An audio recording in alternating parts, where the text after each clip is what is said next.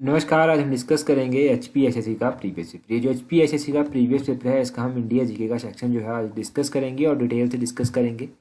पिछले कल जो था हमने एचपी जी की डिस्कस की थी, तो आज हिस्ट्री के सबसे पहले कुछ क्वेश्चंस देखेंगे। 71 नंबर क्वेश्चन से अभी हम स्टार्ट करते हैं। बोलते हैं, who looted the temple of Somnath. ये जो सोमनाथ मंदिर था, ये किसके द्वारा लूटा गया था? सोमनाथ मंदिर की बात करें तो ये महमूद गजनवी के द्वारा लूटा गया था। महमूद गजनवी, इसका ऑप्शन ए सही आंसर है, महमूद गजनवी। अब इसने इस मंदिर को लूटा था। कब इसने इस मंदिर को लूटा था, ये भी पता होना चाहिए। तो 1025 ईस्वी में इसने इस मंदिर को लूटा था, ये ध्यान रखना है। महमूद गजनवी के बारे में आपने क्या पढ़ा होगा कि इसने कांगड़ा किले पर भी अटैक किया था। तो इसने कांगड़ा किले पर कब अटैक किया था, वो भी आपको पता होना चाहिए, क्योंकि वो भी एचपीजीके का क्वेश्चन बनता है।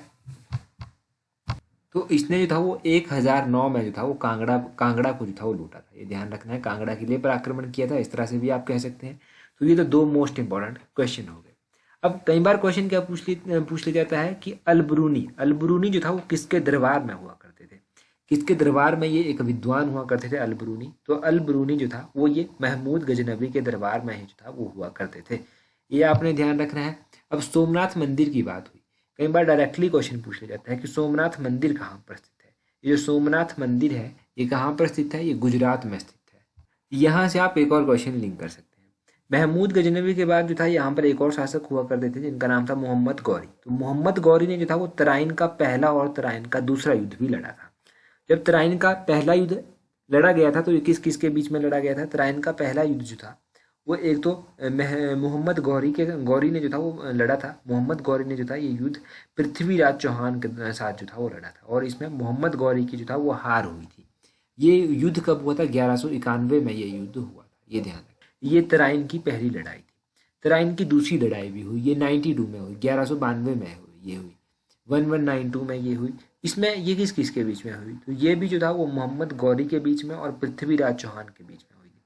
परंतु इसमें थोड़ा सा गलत हो गया था। इसमें क्या हुआ था, इसमें जो था वो पृथ्वीराज चौहान जो था वो हार गए थे, उनको हार का सामना करना पड़ा था।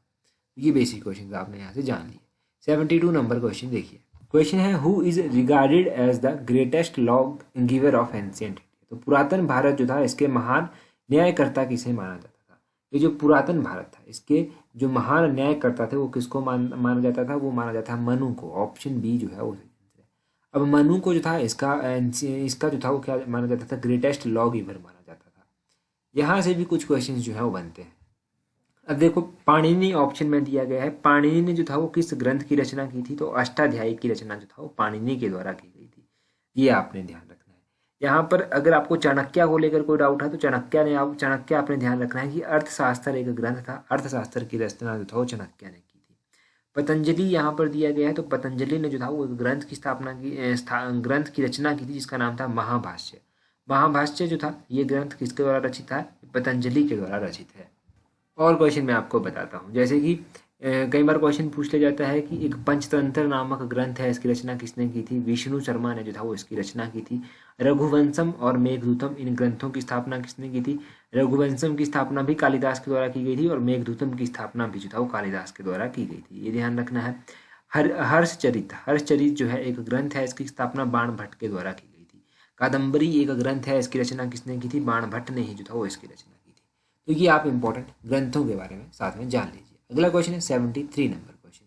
73 नंबर क्वेश्चन में बोलते हैं, Swaraj party was founded in which year. ये जो स्वराज पार्टी थी, इसकी स्थापना जो था वो किस वर्ष हुई थी? स्वराज पार्टी की स्थापना कब हुई थी? 1923 में हुई थी। ऑप्शन बी सही आंसर। अब 1923 में इसकी स्थापना हुई थी। इसकी स्थापना किसके द्वारा की गई थी, ये भी पता होना चाहिए। तो इसकी स्थापना जो था वो मोतीलाल नेहरू ने की थी, और इनके साथ CR दास भी थे। CR दास और मोतीलाल नेहरू ने जो था वो इसकी स्थापना की थी, ये आपने ध्यान रखना है।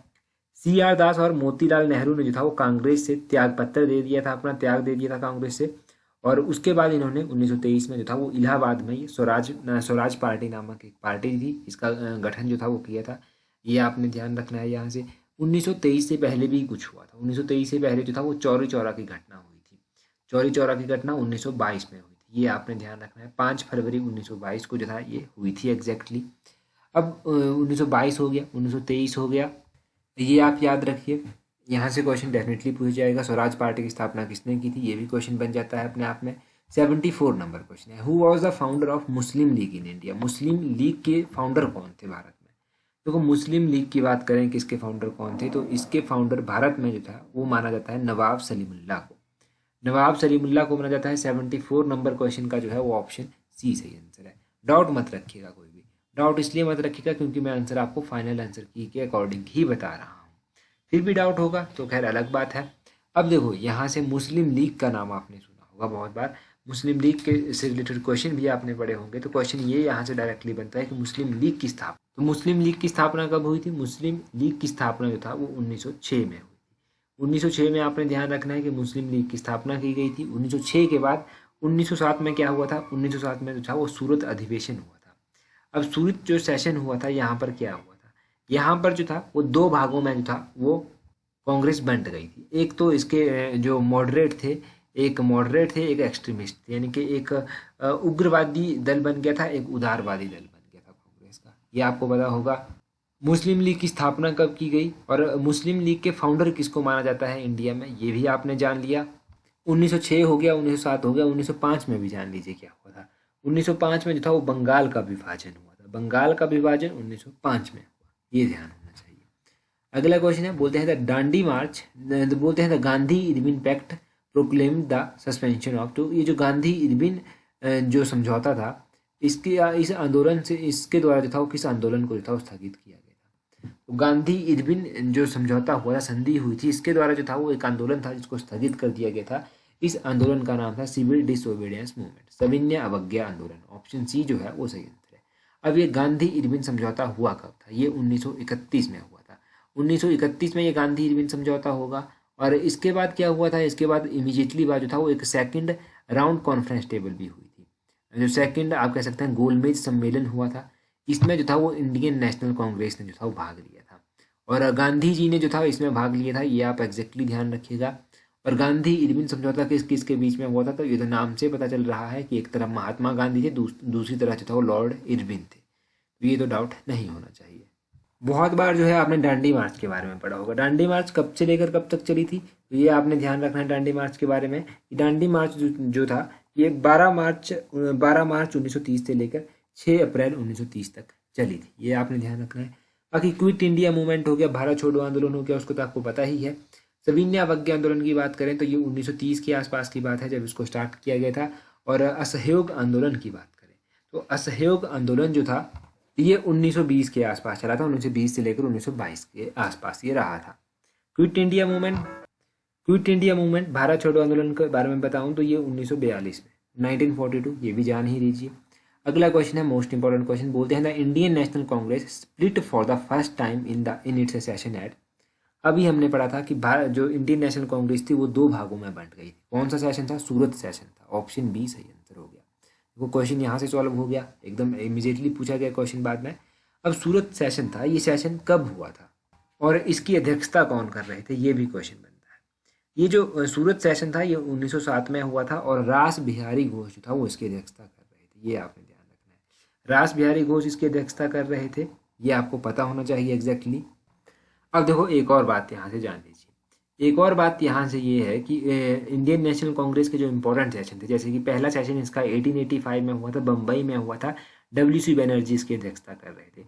दूसरा सेशन इसका 1886 में हुआ था, ये सेशन कलकत्ता में हुआ था और दादा भाई नौरोजी जो था वो इसकी अध्यक्षता कर रहे थे। मोस्ट इंपॉर्टेंट सेशन है 1905 का सेशन, ये सेशन बनारस में हुआ था और गोपाल कृष्ण गोखले इसकी अध्यक्षता कर रहे थे। 1907 का सेशन आपको पता चल गया। महात्मा गांधी ने भी जो था वो एक इंडियन नेशनल कांग्रेस के सेशन को प्रिजाइड किया था। तो ये इंडियन नेशनल कांग्रेस का कौन से ईयर का सेशन था? ये था 1924 का सेशन। ये हुआ था बेलगाम में, बेलगाम कर्नाटका में पड़ता है और महात्मा गांधी ने इसकी अध्यक्षता की थी। एक सरदार वल्लभ भाई पटेल के द्वारा भी सेशन प्रिजाइड किया गया था। सरदार वल्लभ भाई पटेल ने कराची सेशन था, ये आपका 1931 का, इसको जो था वो प्रिजाइड किया था। तो ये आपने सरदार वल्लभ भाई पटेल के बारे में भी साथ में याद रखना है। अगला क्वेश्चन देखिए 81 क्वेश्चन जो है यहाँ पर पूछते हैं who hold the office during the pleasure of president, कि इनमें से कौन सा जो है वो राष्ट्रपति के कहने पर जो है वो अपना कार्यभार संभालता है। वैसे तो फाइनल आंसर की बात करें तो फाइनल आंसर की के अकॉर्डिंग इस क्वेश्चन को स्क्रैप कर दिया गया है। क्यों स्क्रैप किया गया होगा इसको आप सोचिए, क्योंकि देखो इलेक्शन कमिश्नर जो है वो किसके कहने पर ऑफिस को होल्ड करता है? जो इलेक्शन कमिश्नर होता है वो भी प्रेसिडेंट के बोलने पर करेगा, गवर्नर भी प्रेसिडेंट ही के द्वारा ही अपॉइंट किया जाता है, और प्राइम मिनिस्टर को भी जो है वो प्रेसिडेंट के द्वारा ही शपथ दिलाई जाती है। तो इसको स्क्रैप कर दिया गया है। परंतु अभी मैं आपको एक इंपॉर्टेंट क्वेश्चन बताता हूँ। क्वेश्चन ये है कि इलेक्शन कमीशन ऑफ इंडिया जो है वो नए बनाए गए हैं। Chief election commissioner of India जो है वो नए बनाए गए हैं। पहला क्वेश्चन यहाँ पर आपको पता होना चाहिए कि इनका नाम क्या है। तो इनका नाम है राजीव कुमार। राजीव कुमार जो है वो नए चीफ इलेक्शन कमिश्नर जो है वो बनाए गए हैं भारत के। और इन्होंने किसका स्थान लिया है? इन्होंने स्थान लिया है सुशील चंद्रा का। इससे पहले जो चीफ इलेक्शन कमिश्नर थे वो सुशील चंद्रा थे। अब सुशील चंद्रा का कार्यकाल पूरा हो गया तो इनको बनाया गया, राजीव कुमार को, ये ध्यान रखिए। अब यहाँ पर एक बात देखिए आप, यहाँ पर जब आप इनका अपॉइंटमेंट लेटर देखेंगे ना, जो लेटर लिखा जाता है तो उसमें क्या लिखा जाता है? जब उसमें लिखा जाता है स्टार्टिंग में ही, द प्रेसिडेंट इज प्लीज्ड, में इनके प्रेसिडेंट प्लीज कर रहे हैं। प्रेसिडेंट जो है वो कह रहे हैं कि आप ऑफिस होल्ड कीजिए आकर। तो प्रेसिडेंट का रोल यहाँ पर बहुत ज़्यादा होता है, प्रेसिडेंट ही इनको अपॉइंट करते हैं।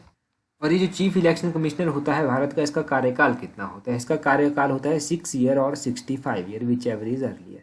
या तो 6 साल होंगे या तो 65 साल होंगे, जो भी इनमें से पहले होगा वो इनका कार्यकाल माना जाता है। ये आपको पता चल गया यहाँ से।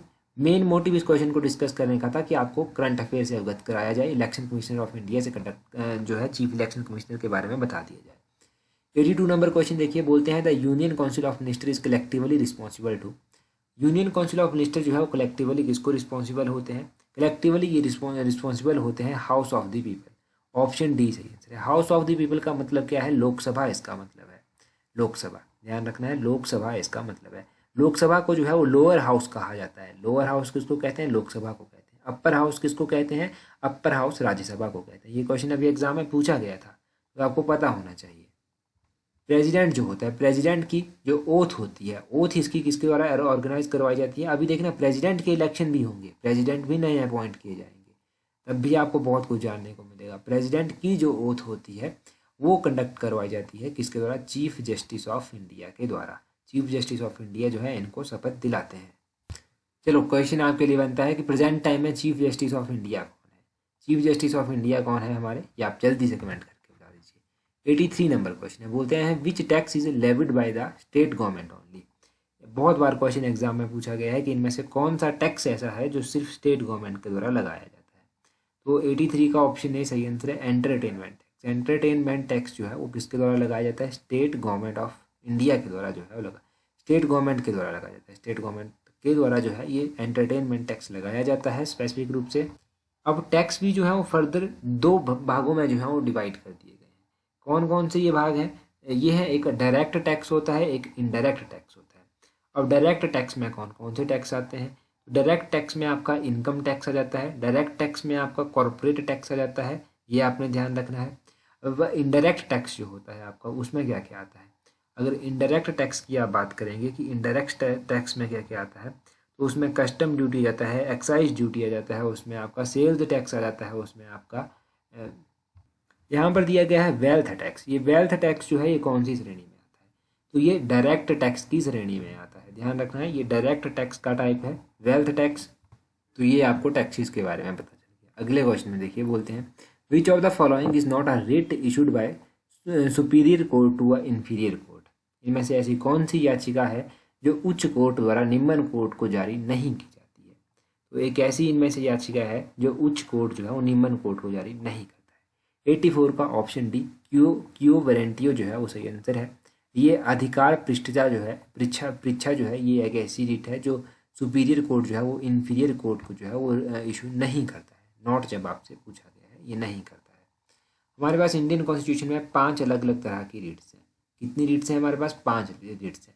कौन कौन सी? एक प्रोविजन रिट है, मैंडामस रिट है, सेरेटोरियल रिट है, एक क्यू वारंटो रिट है, एक और रिट बचाती है, वो है habeas corpus. Habeas corpus writ जो है ये 5 टाइप की रिट्स है, ये आपने ध्यान रखना है। आर्टिकल 32 जो है वो इनके बारे में बात भी करता है कि अगर आपको लगता है आपके फंडामेंटल राइट का वायलेशन हो रहा है तो आप सुप्रीम कोर्ट में जो है वो याचिका दर्ज कर सकते हैं। तो ये सब आपको यहाँ से पता चला। पिछले कल जो था वो फरवरी महीने के हमने इम्पोर्टेंट डे जाने थे। आज जो है हम जनवरी महीने के इम्पोर्टेंट डे जानेंगे। उससे पहले आप मुझे कमेंट करके जल्दी से बता दीजिए कि वर्ल्ड कैंसर डे कब मनाया जाता है। वर्ल्ड कैंसर डे कब मनाया जाता है ये कमेंट करके बता दीजिए।